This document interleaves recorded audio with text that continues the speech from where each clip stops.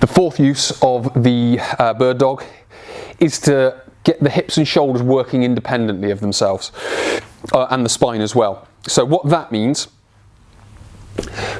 with regards to static exercises, so we want to maintain shoulders, hips and spine all in line, and we want to keep that and hold that position. But that isn't always how movement works, that isn't always how exercise works.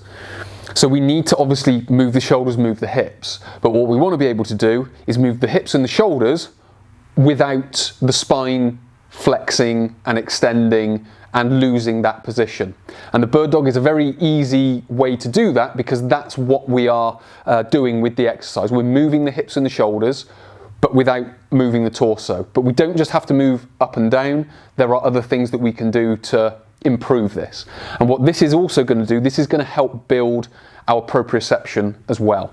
So what it would look like, obviously we've got holding that position, so a light brace just to hold the spine in position, and then that's our first bit. So we've gone from here to here without losing position of the spine. So that's sort of position number one. What I would then recommend is create a fist, point the toes to the ceiling, point the toes to the ground in fact, and then what you would do is you would move each apart. But again, what we're not doing is moving the spine with it. The spine and the torso stay level. So what we're doing, if you can see straight on, so we come up, we maintain position of the spine, we come wide, we go down, we go across, we go up. So all the time we're able to dissociate what joint is working and able to maintain posture of the spine.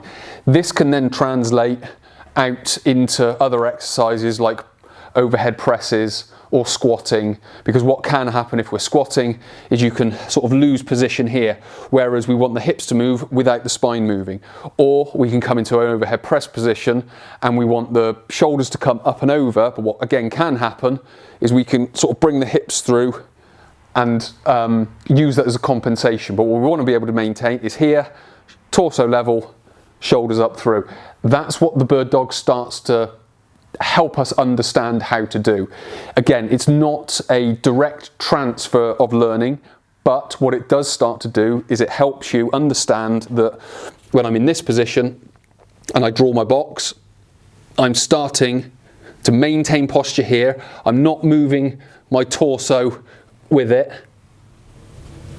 I'm able to separate the two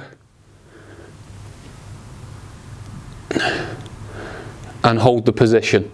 So it's a very simple way of just building that understanding of how the shoulders can move without the spine moving, being able to break that, because again, as people move, they will tend to be too rigid through the torso, through the hips, whereas we need to break that. We need to be rigid through the torso, but maybe not so rigid through the hips, so on and so forth. So we can start to understand movement in a little bit of a different way, or understand exercise in a little bit different way, just by using those 4 ways that we can start building and using the bird dog to be able to help us improve our strength, endurance, stability, balance, muscle activation, and proprioception. So hopefully this has been helpful. Hopefully it's given you a better idea of how you can use exercise. It's not just about feeling the burn. There is a lot more to exercise than that.